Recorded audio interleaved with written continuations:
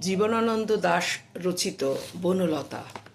বনলতা সেন, জীবনানন্দ দাশ রচিত বনলতা সেন, এই যে কবিতাটি, সেই কবিতাটির কোয়েশ্চেন অ্যান্সার্সগুলো একটু তোমাদেরকে বলে দিচ্ছি। যেমন, আমি ক্লান্ত প্রাণ এক, চারিদিকে জীবনের সমুদ্র সফেন, আমারে দুদণ্ড শান্তি দিয়েছিল নাটোরের বনলতা সেন। এটি হলো বইয়ের উক্তি।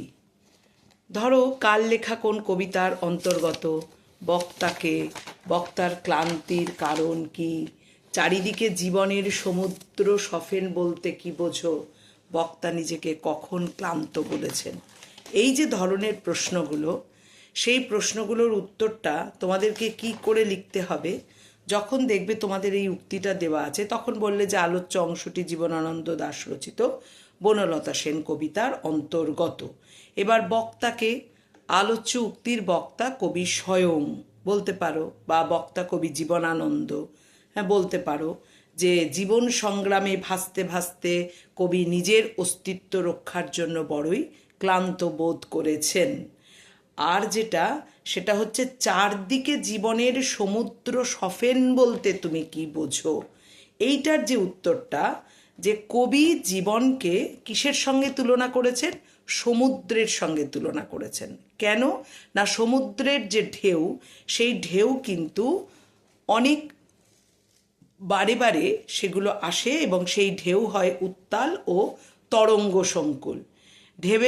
ঢেউয়ের পরে ঢেউ গঠিত হয় এবং ঢেউয়ের মাথার ওপর সৃষ্টি হয় ফেনা। এই চঞ্চল জলরাশি, তার যে নিয়ত আবর্তন, তাতেই কিন্তু ফেনার সৃষ্টি হয়।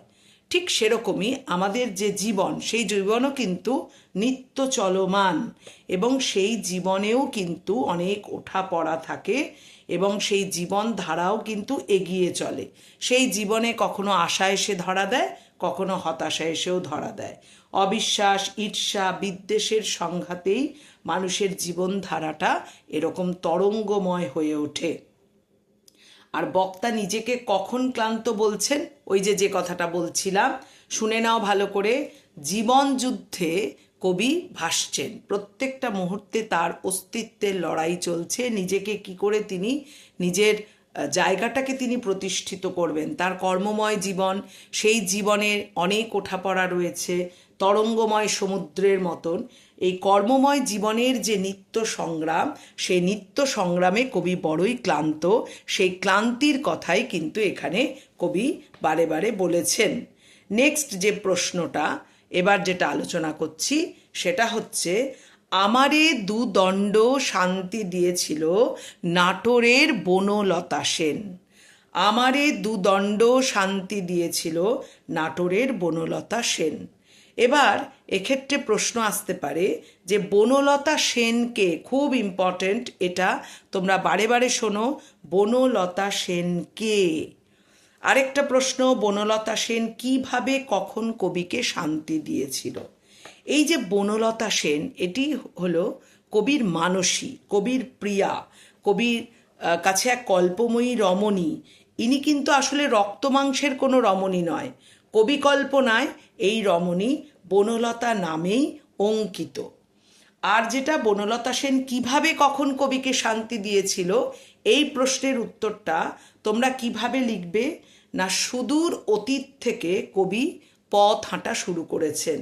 এই কবির পথ হাঁটার মধ্যে দিয়ে এক অদ্ভুত ব্যঞ্জনা লুকিয়ে আছে। সেটা হচ্ছে, আমরা প্রতিটা মানুষ যুগের পর যুগ ধরে কিন্তু এই হেঁটেই চলেছি। তার মানেটা কি, এক প্রজন্মের পর অপর প্রজন্ম তাদের এই যাতায়াত, নিত্য যাতায়াতের মধ্যে দিয়েই কিন্তু সম্পূর্ণরূপে এই জীবনের চলমানতা বজায় থাকে। অতীতের অন্ধকারে নিমজ্জিত কবির সেই পথ কখনো সিংহল থেকে মলয় সাগরে পৌঁছেছে, কখনো বিম্বিসারের সময়ে কবির পদরেখা বা পদচারণা চলেছে, কখনো দিগ্বিজয়ী বীর সম্রাট অশোকের রাজ্য থাকাকালীন কবির চলমানতা বজায় থেকেছে। আবার কখনো কবি বিদর্ভ নগর অর্থাৎ প্রাচীন এক জনপদ, সেই সময়েও কবি কিন্তু বর্তমান ছিলেন। এখানে এই যে কবির নিরন্তর পথ হাঁটার মধ্যে দিয়ে মনুষ্য সমাজের যে নিরন্তর এগিয়ে চলা, সেই এগিয়ে চলাটাই এখানে বিশেষভাবে বোঝানো হয়েছে। তার মানে সমুদ্রের যেমন ফেনাযুক্ত ঢেউ, সেটা কিন্তু ভেঙে যায় আবার গড়ে ওঠে, ঠিক সেরকম প্রতিটি মানুষের কর্মময় জীবনের যে নিত্য ওঠাপড়া, সেই ওঠাপড়াকেই এখানে কবি বুঝিয়েছেন। এবং কবি বলছেন যে তার নিত্য এই যে হাঁটা, এই নিত্য যে চলা, এই চলতে চলতে পথ চলতে চলতে কবি যখন পথশ্রমে ক্লান্ত হয়েছেন, তখন তিনি একটু শান্তি চাইছেন, স্বস্তি চাইছেন।